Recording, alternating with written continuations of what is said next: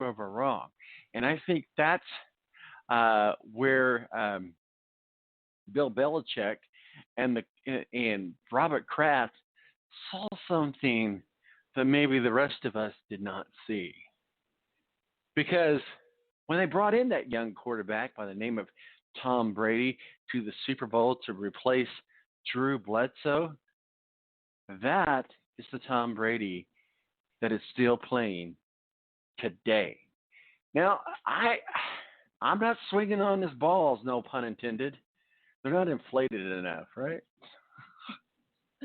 I just digress. Male juvenile humor. I'm sorry, ladies. I'm sorry. But no 42-year-old position player, whatever it is, whatever position, player has started all 16 games in an NFL season. Well, that's changed with Tom Brady. And there also have only been 7 non-specialists who have started after their 42nd birthday. Well, there's another guy that we know very well, and it has a New England Patriot Association.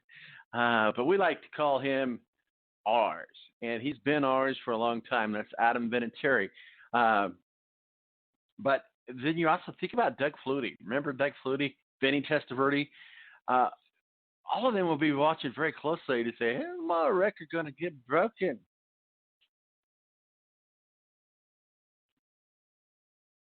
So remember Doug Flutie, who was 42 when he started and led the San Diego Chargers to that win against Kansas City? Was it 2005? I think it was. Fact check me, factors. Go to work, factors. I think it was 2005. And Doug Flutie says, it comes down to when you know what's going on behind center. So the point being is, I'm doing what we call in radio field time. Because I don't want to steal I got so much on my notes here and prep here that I'm standing by for Ed Kractz to give us a call. He's helping his son move down to Birmingham. Just got out of college. And so he's, doing the dad thing. A lot of us probably know what it's like to do the dad thing. We know LeBron James does, don't we? Should I go down that path today? Or have we talked about it enough? Have we heard about it enough? LeBron James drawing the layup line in public in a game. Here's the thing. I know it's his kid, and he was. I mean, what parent has not seen their kid at a game, and maybe things didn't go right, maybe things weren't doing the right thing, and you just want to step in and you just want to say, "No, listen, use your head, do it this way." We want to yell at the coach. We want to yell at the umps. Or as parents, that's what we want to do. But with your LeBron James, but most of us in society, yes, there's a few people that don't fit that world. But most of us got enough common sense to say, just let it play out. We get home, go out in the which he probably has. I know that he has a regulation size basketball court at his house, just like Michael Jordan did. But I digress. It just spend some time with him. Say, hey, here's what you should have done. Now, what did he do? He goes out there and he just makes a spectacle of himself. I'm like, hey, me, LeBron James. This is how you do it. But 15-year-old kid, I don't know. I don't know. I'm not privy to the conversations that happened afterwards. But certainly there was that part of what we call flaunting or the showboating, if you will. And there was the, hey, I know how to do something. So he ran out on the court.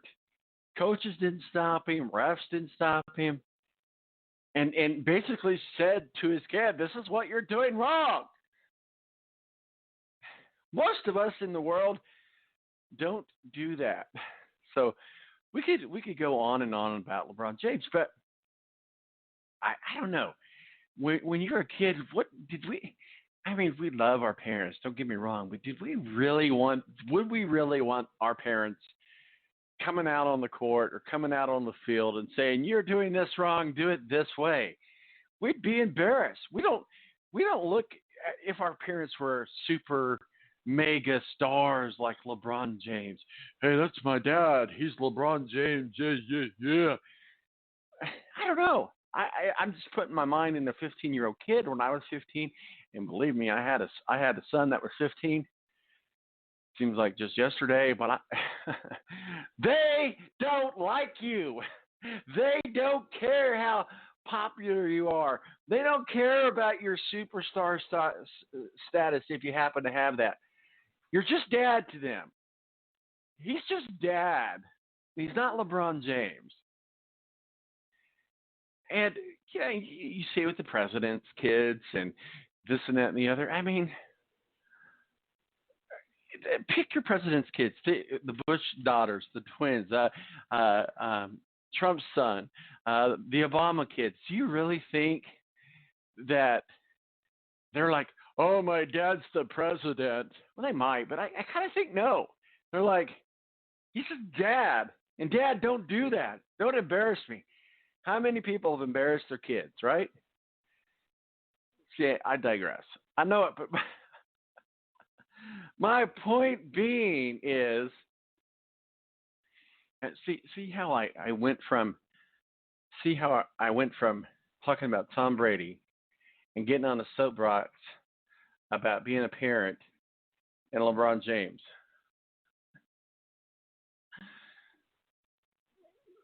I have no control. I have no self-control.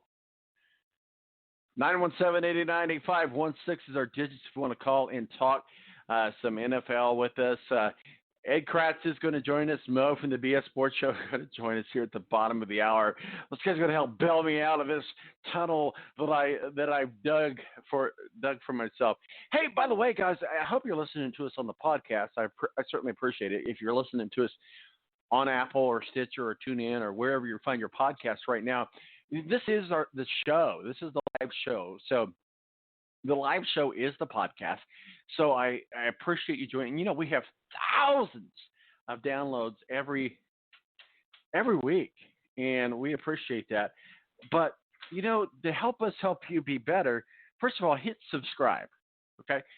Hit the subscribe. And then on the podcast itself, wherever it's at, we use Apple because I use Apple all the time because that's what I'm most familiar with. But it doesn't really matter. You can do it on any of them. There is a section where you can do it here on Blog Talk if you're listening to us on Blog Talk. There's a section to rate the show. Give us 5 stars. What the hell, right? Give us 5 stars. And write a review. Say, man, that dude Tom, he's pretty freaking awesome. Well, that dude Tom, he's he swings on the balls of Tom Brady. No, I don't really. In fact, if anybody knows me, I'm the other direction of that. But hey, I'm the first guy to step up and say, "Job well done." Follow us on social media at TBalance. Just go to the Twitter world, to the Twitter bird. Because that's where everything's important at, right? I mean, that's where politics have gone at, right? This is not a political show, so we won't go there. But hey, go to the Twitter world at TBalance. Hit follow. See, how hard is that? Go to Facebook. Type in The Balance, hit like. Now, I have to admit that I neglect the world sometimes, on the Facebook fan page. So for that, I apologize. It doesn't get updated near as much as it should. But that we're going to change that. So there you go. And then we talk about racing. As we had Matthew Embury on, we do racing every year. I mean, every week. It's a big part of our show. We have a big racing audience, and we try to stay in the know. This is a one place where fanatics, that's you, that's me, the novice fanatics, that might be you, come to talk about sports. Glad you found us. Make sure you hit subscribe, hit like, and all of that good stuff. Make the world all good, puppy dogs and butterflies and all of that good stuff. And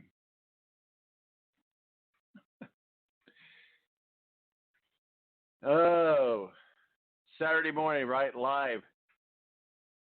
So we're going to get into here when we have Ed on here. Well, the Philadelphia Eagles, according to ESPN anyway, boldly predicts that Philadelphia will trade for a defensive end. Who would that be for? Who will that be about? So we'll get into that with Ed Kractz, a beat writer for the Philadelphia Eagles at Football Maven. I'll get that right when he gets on. Detroit Lions need more top 100 players. Talk about that. That's Rick Riggin's team, the Detroit Lions. Rick is going to be our college football. You guys know Rick has been around the show for a good number of years. He's did just about everything that we could do. But anyway, we'll be right back. My name is Tom Marquis, El Presidente, 917-889-8516. Standing by in the balance green room, Ed Kractz, beat writer for the Philadelphia Eagles, our official NFL contributor. Tonight, I just want to take you away. Blow your hands up in the sky. Let's make this party alright.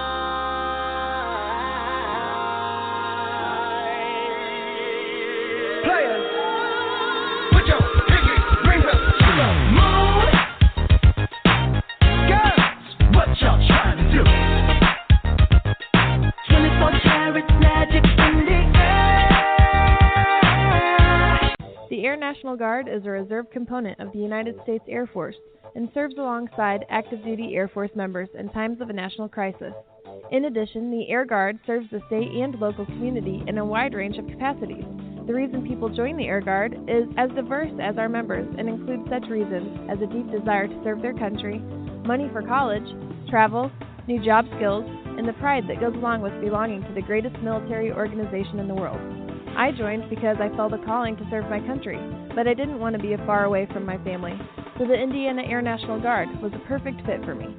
With over 95 different career opportunities to choose from and 100% paid college tuition to any state-funded college, why not give us a call?